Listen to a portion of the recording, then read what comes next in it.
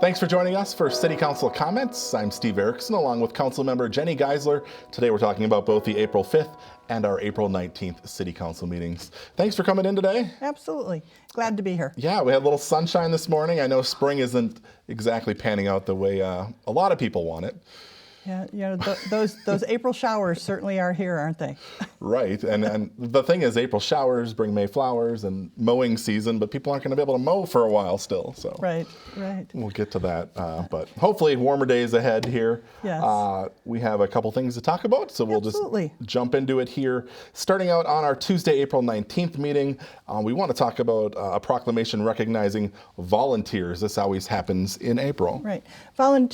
National Volunteer Week is something very special to us at the city because we rely so heavily on our volunteers and we've got a number of different commissions and we are just so thankful for the people who participate and help with all of the different city activities. We had a commission dinner recently within the last week just to recognize all of those members and their participation and help and support. And we're always looking for more volunteers. Yeah. So if there's anybody out there who wants to participate, give the City Hall a call in the clerk's office and we'll get you signed up and find a spot where you can help. Yeah, you don't realize how many volunteers it does take, but you need all those folks to run a city. Yeah, and we also, within the commissions, we also partner with other volunteer organizations within the city. You know, the Lions, the clubs that are out there, the Community Strength Foundation. So there's volunteers throughout our community that do things to help our community be better and a great place to live. All right, well, thanks to all those folks that do volunteer and help this be a better community to live in. Yep. All right, Council received and approved the 2022 Pay Equity Implementation Report. This is something that happens every couple of years. Yep, so Lori Roth, our assistant city manager, puts it together, and it's key that there are things called male classes and female classes and blended classes for the kind of jobs that are traditionally held. And what this does is to make sure that we are paying equitably across all of our employees. And it just is a good thing that the state asks us to do, and we do it and we comply. And I just think it's important for people to know that, we work to be fair with all of our employees in the city and appreciate them all. All righty. Moving forward, Council adopted 2 resolutions awarding contracts for street reconstruction. These are the annual projects. This is a sign that summer can't be too far off. Exactly. Good old road construction. So there's Project 22-1 and 22-2. Both of those are in Ward 4, my ward, so I will be your point of contact if you're hearing anything about construction. One of the pieces is just north of 119th, east of Round Lake Boulevard, the whole Wedgwood area. The other project is north of Coon Rapids Boulevard, parts that are east of Round Lake Boulevard and south of 119th, as well as pieces that are west of Round Lake Boulevard, towards the past the Wedgwood Trail area, so up by Zia Street. So there will be a lot of construction there. That is new streets. It's removing and replacing curb and gutter. There's areas where they'll do the ADA compliant pedestrian ramps. It's water main valves, hydrants replacements, storm sewer, sanitary sewer, light fixtures. Any of the street lights that are city owned will go to LED lights. Some of the areas also cast iron water mains are being done. So it's an incredible amount of work. And with this, so if you live in the area, you should have all received notifications. There have been community meetings to keep you informed. But if you haven't yet, go to the city website. There's a place where you can sign up for Notify Me, and that's where you can start to see the construction updates. Every Friday you will get, here's what's going on, here's what's coming next. And then also watch for those door hangers, because when we are replacing water mains, we have to shut off your water to do that work, and then they would be notifying you in advance of any of that work. So please make sure that you're watching what's going on. We'll do our best to keep everybody informed. All right. And it's about 7.8 miles of residential streets, it looks like, that are being done this year. And this is an annual process. They'll move to a different section next year. And they actually sort of have a method to the madness. They actually rate the roads and sort of know what the next ones are in the next couple of years. You know, and so it's going through and looking to say what are the roads that are most degraded. And while there might be one road in this whole section that's maybe a little bit better than the others, but it saves everybody money when we can do a section together. And so it's that average of all of the roads in that area that needs the work. And then we look for other pockets within the city. So there's, you know, kind of a 5-year plan. So this is what's on 2022, and we can see what's projected for the next couple of years. We get that from our street department, and there's always planning to make sure that we're keeping our roads drivable. All right, and I believe that information's online, so if people are curious about kind of maybe when their street might be coming up, or if it's coming up in the next couple of years potentially, you can check out that map online. Yep. All right, we also awarded a contracts for miscellaneous city parking lot and trail reconstruction. Right, so there's 10 different segments or 10 different items. So some of them are trails, some of them are like a new basketball or resurfacing a basketball court in a park. So a number of different things within the city. And again, you know, it's based on priority and the degradation of the asphalt to be able to see what do we need to do to keep all of our parks and trails in good working order. All right, so at this point it looks like Cardinal Woods Park is getting a basketball court replacement. Wildwood Park, that's a trail relocation. Kennedy Park, a tennis court replacement. Epiphany Park, a basketball court replacement. Mercy Park, a basketball court replacement. And then a trail extension within the Bunker Hills Dog Park, it looks like. Great. So those are the more of the park elements of these projects. Yep, and then with that trail in the dog park, we had to do a joint powers because that trail, while the city will create it, maintain it, it is on county land. So that was one of the other items on our agenda where we had to make that agreement with the county to allow that trail connection to happen.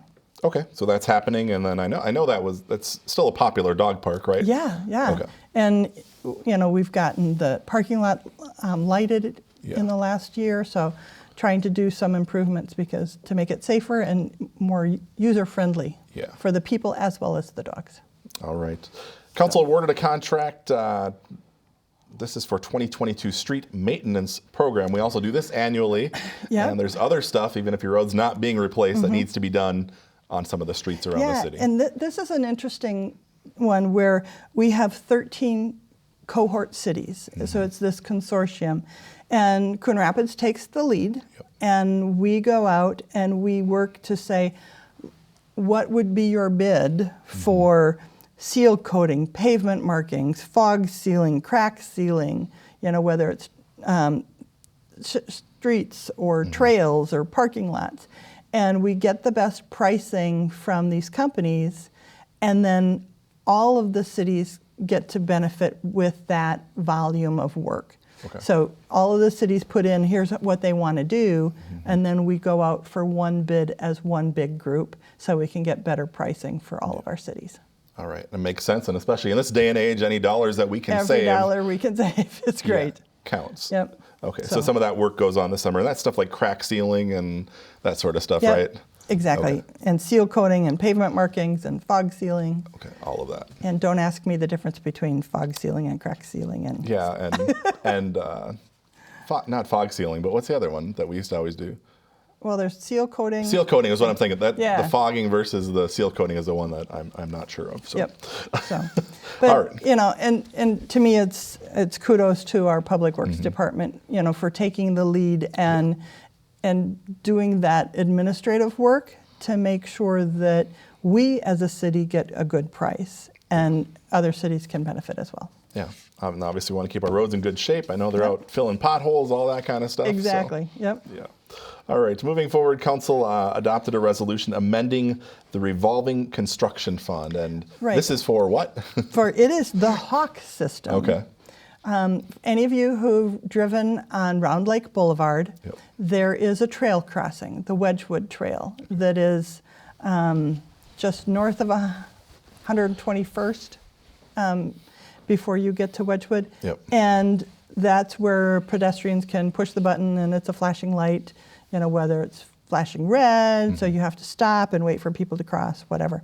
But that system has had a lot of problems, and it seems like staff is out there trying to do maintenance on it quite a bit. And so this is to amend our construction fund to get the budget at the right level for the work that needs to happen to make that a functioning pedestrian crossing and make it safe for that trail crossing. Okay, so are they just making repairs to what's already there, or Yes. are they making... Repairs to what's already there, and the intent is to reuse as much as we can to, again, save cost. Okay. All right. Moving forward, Council adopted a resolution accepting plans and specifications. This is for the Public Works HVAC Modifications. Got to always kind of be maintaining our buildings, right? Absolutely. And so just as like we have our front door program or the Homes for Generations, where we encourage homeowners to keep up with the maintenance of their homes because it's a lot easier to maintain than once it's gone into full disrepair, it's more costly. Yeah. So we do that ourselves with our city buildings. And this work is within our Public Works building. It's the HVAC system, and basically it was put in 3 different components when 3 different parts of it were built, and this is to actually connect them, make it more efficient, to use heating and ventilation in a couple of areas that didn't have it, which were harder to use when all the time. So it's just doing our due diligence and keeping our buildings in good working order. So it's a little bit of prevention for avoiding some larger issues that could happen down the way if we didn't do the preventive maintenance. Yeah, and things just get older and they sneak up on you faster than... They do. To think City Hall was already built in 1996 and is what, over 25 years old now? I know, yeah. And so it's like, we did the roof here, and, we'll have to do a roof at Public Works coming in the next how many years. But we've got an assessment that was done on all of the city buildings, and what are those, outstanding maintenance things that we need to watch, that need to come due, that we need to plan for. So, we can keep up with that and make sure that there's no one big lump that we have to try and absorb in any one year that would be hard for our budget to take on, that we try and just make sure that we're chipping away and doing as much as we can every year. Yeah, spread it out as best you can. Yep. All right, that is all we have to talk about on our April 19th meeting. Yep. I wanted to jump back now to our first meeting of the month, which took place on April 5th. One of the first items there was swearing in of a new police officer, and he may be a new police officer, but he is a familiar face to the department. Right. So Jack Johnson, and I think if I have it right, that he was part of the Explorers and the police reserves and the community services officer. So he was a Coon Rapids grad. So he's been around Coon Rapids for a long time. But what was really interesting about this one, and extra special, so his badge is number 183. And so every police officer gets a unique badge number. Yeah. And Chief Wise, who was doing the pinning, his badge 83. So it was 100 officers since Chief Wise got his badge. And he mentioned that it was his 43rd swearing in of a new police officer. Yeah. And that's a unique and special thing that we do here in Coon Rapids when we have a new police officer, to introduce them to the community, to help them understand that, Chief Wise always says that the badge is owned by the citizens of Coon Rapids. And what's key is that Chief Wise was a little melancholy as he's retiring in June, and this was his last swearing in that he will be doing. So, obviously, we'll be looking for a replacement and hopefully have a new chief named by the end of June. But so all of these, little milestones in Chief Wise's career are special. Yeah, it's interesting that he was 83 and the last badge pinning was 183, exactly 100 from when he became an officer. So, well, congratulations to Jack. Yeah. And I know he is excited to get going. Yep. All right. Moving forward, Council adopted a resolution approving Sustainability Commission appointments. We talked about our volunteers earlier. Yep. Here's some folks stepping up to become a volunteer. Right. So we had Eve Comerford, if I said that correctly, Rob Davis, and Christopher Ray, so 3 new members of our Sustainability Commission, and we thank them for stepping up and being part of what it takes to drive our community. Yeah, and again, you mentioned it before. If anybody is interested, you can go to the city's website and submit. I think they let you rank which commissions you want to serve on. Yeah. Like an interest card, and then if an opening comes up, they'll notify you. Right, and we're working to help make sure that, if you're interested in something and maybe there isn't an opening, that when there is, that we're trying to say, can we reach back out to people to say, well, you were interested in this last year. Yeah. Are you still interested? Versus just opening up and taking new applicants. We want to try and reach back to the people who have applied in the past for something that maybe didn't have an opening. Yeah, and vacancies come up, people move on to different commissions or all sorts of stuff, so you never know when they'll call on you.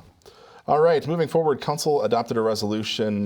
This relates to a lot split at 3750 Coon Rapids Boulevard. You said this is the southeast corner of that intersection? Yep, southeast corner of Coon Rapids Boulevard and Round Lake Boulevard. Okay. There's 2 buildings on one big lot, and it's really simply trying to give each building their own lot. There's some conversation with the building owners that they may want to sell one of the 2 buildings, and it just makes it a lot easier if the building is on its own piece of property. So it's more of an administrative thing for us. I'm trying to picture a building there, but I picture a church. Is there a church just to the east of there? The church is just to the east of that. Okay. Yep. But there is buildings on that. Yep, there are buildings. I got to look the next time. Professional buildings. Okay. All right. I know the eye clinic is right across, and the sleep clinic, isn't it? All right. Moving forward, talking about some development news here. Council adopted a resolution approving preliminary and final plat. This is for the Golden Corral redevelopment.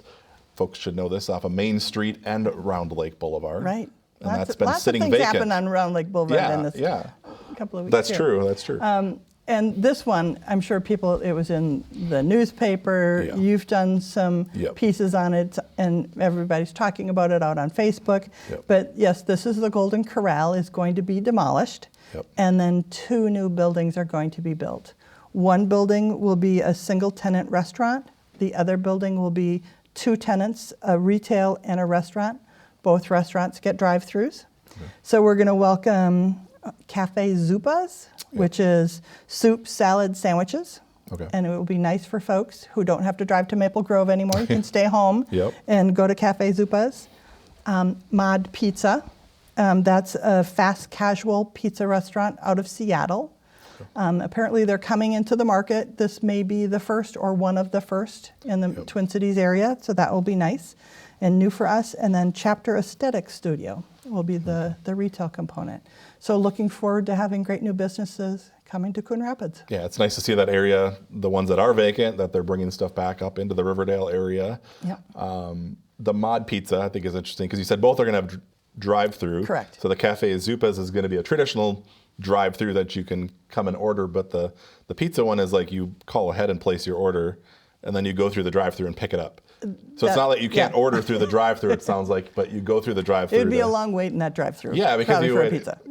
More like McDonald's where they can just give you your stuff quick. We got to cook your pizza for 10 or 15 minutes.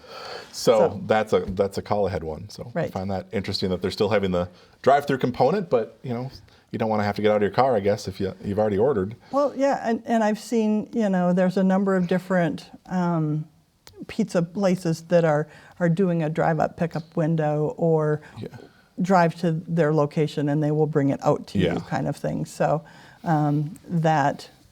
And the pandemic started probably a lot of that, right? That you don't have to come in, we'll come to you or you just hand it out a window. Okay. So yes, again, good to see stuff. People are excited about the development up there. I know Schneiderman's is coming in. We just did a story on Buff City Soap, which is right up on Northdale and Main right there. And Crumble's coming in? And Crumble's supposedly, coming in the next month or so near Best Buy. Yep. And the yet to be named grocery. Right, the old JCPenney store is being remodeled to have one larger retail with a few smaller retails. We haven't been told exactly who's moving in there. Yeah. Might start with an A. It might. Or wait, is it Meta now? No, that's Facebook. That's something else. That's Facebook. But and then there's all of the conversations where we're expecting Total Wine to come in also, and that's over where the old Office Depot. Yep. So that's your development update. Things are always changing. Always changing, but and again, if you want to know, the city website, and if you look at the agendas, because the Planning Commission will see all of these things, all of the development plans before they come to City Council. So they meet on the third Thursday of every month, and so if you want to see what's potentially coming in as a potential site plan or a potential development, you can always look at the website and look at what's on their agenda before you even see it coming to council. Yeah. All right. Moving forward, council approved a joint powers agreement with Anoka County. This is for a traffic signal. I want to say a new traffic signal. It is new, but it's really a replacement at Blackfoot Street and Coon Rapids Boulevard. Right. Yep. So this is the entrance to Mercy Hospital and the Mercy Professional Building. Yeah. And this will be one of the new upgraded signals that will have that flashing yellow arrow. Yep. So if you're, coming towards the, that would be to the west, wouldn't it be? Yeah. Towards Mercy from the east, you'd be able to make that left turn on a flashing yellow arrow versus waiting for an arrow, and that would be nice for people trying to get into the hospital. Yeah, especially if an emergency or something like that. So that will be upgraded here in the next couple of months, I imagine. Yep. Council approved a letter of an engagement. This is for geotechnical evaluation and regulated materials. And this is related to the 610 East River Road. Correct. That's where we're looking to build that full interchange, right? And so anybody who's been watching things on Facebook, there have been polls and surveys with a couple of different proposals, and the North Loop is the one that we're looking to go forward with. And so this is starting to get the technical details of what would need to be built there. How strong are the soils? How deep would borings have to go to be able to determine what can support the road in that area. All of that technical stuff that the engineers need to make sure that we build a safe road. We're starting to collect that. The next thing on the agenda there too is also the 2022 Regional Solicitation Grant Application. And that is our application for funds to support all of this work for the 610 East River Road full interchange with 610. Okay, because plans have not been approved yet, and even if it gets to that stage, there's still a funding issue, or funding needs to be found to make the project a reality. Exactly. Okay, but people are seeing a lot of work going on there, and that's part of the Foley. realigning Foley and putting that overpass over the railroad tracks. Correct. And with the Foley overpass, what was done there is we could realign the road, and so they could build the whole bridge over the railroad tracks for the new Foley alignment, which kept Foley Boulevard open while they were building that. And so now this year they're going to be kind of connecting and actually doing that realignment, and then the old Foley will be rerouted over to the new Foley that will go over the railroad tracks versus across them. Yeah, and some of the work they're doing now is which they closed the westbound on-ramp to 610 because of some of this work, and I believe that's till the end of June is what we recently found out. So lots of cones and signs in that area as well. Yes, be careful anytime you're working and driving in a construction area. Please watch for the workers. It's their safety, your safety. All right. That is all the items we had to talk about on that agenda. I know you wanted to talk about, you guys have had some work sessions, one of those discussing the Mississippi River Critical Corridor Area Ordinance. Did I say that right? Well, or did I get the C's wrong? The C's were backwards. So Mississippi River Corridor Critical Area Ordinance, or MRCCA, which is easier, then you don't have to worry. The DNR updated their underlying rules in 2017. And so anybody who lives in this area, it's primarily lots along the river, but there is still a significant number of homes in areas across the street from the river, and sometimes it's 2 or 3 blocks from the river that are covered by this this overlay. And so it is covering 72 miles of the river. 30 communities are impacted, and each of the 30 communities need to adopt this ordinance, this overlay of how we would handle and enforce, building and tree removal and storage of docks and boats and things like that. So there's a lot of details in there, and people have been looking at this for years. Yeah.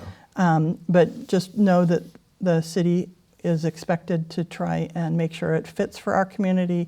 We've got some questions to the DNR that were pointed out when our planning commission looked at this as well. But by the end of the summer, it should be something we would be adopting for our community. Okay, and then you'll mostly be done. Because we're required to. Yeah, yes, right. And then you'll be done with this, because like you said, it's been going on for a number of years now. Yep. Okay, so this is the final process. All right, you guys also had another discussion. One of the items there was to talk about the communication sort of restructure that kind of happened here in the city. And it affects you. Me. I have 2 desks now. Yes. I have one here at CTN, I have one at City Hall. It's like going back to the old days of the old City Hall. Yeah, and really, it's a great team that is being put together to make sure that our focus is on communication and communication to the community. We want to make sure that everything's transparent, that people are aware of things, and that the message is consistent. So what you see on Twitter, what you see on Facebook, what you see on our website, what you see in our newsletter, what you see in our YouTube, the videos that we put out, have a consistent message that we're trying to reach people in a number of different ways.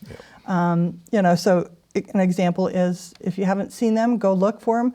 There's the Know the Rules little series of videos with Rocky Raccoon and helping educate our community on how we do things and answering questions in a fun way. So really, really proud of this team and the work that you're all doing, because we need to make sure that we're getting the word out to the community and helping everybody understand how to get things done and where to get things done. Yeah, and quite honestly, that's changed over the years. We started here obviously with cable TV was one medium, and things have changed a lot with social media. So you may have seen we've gone from not doing a weekly news show in the past year to trying to do more timely updates with the videos and stuff that we do shoot. We still put them on cable in a reel, but things are changing. People want their information fast. Different mediums, like you said. Another medium, of course, is a newsletter, which we have here. And this, I know, goes to every household and I believe businesses in the city, and is well read and well received. And it's packed full of a lot of information. So if you should have received this in the last couple weeks in your mailbox. When you get this, don't throw it away. Don't recycle it until after maybe you've read it, but you can keep it because it has contact information. It has all of the pertinent information about what's going on in the city, what you may need to know, and we put it out quarterly, and so, just keep it around for reference, but it has got a lot of great information. Yeah. All right. Well, on that note, we are out of time. Sounds great. I appreciate you coming in here today and talking to us. Thank you at home for watching. Don't forget to read your newsletter, and we'll see you back here again after our 2 meetings in May.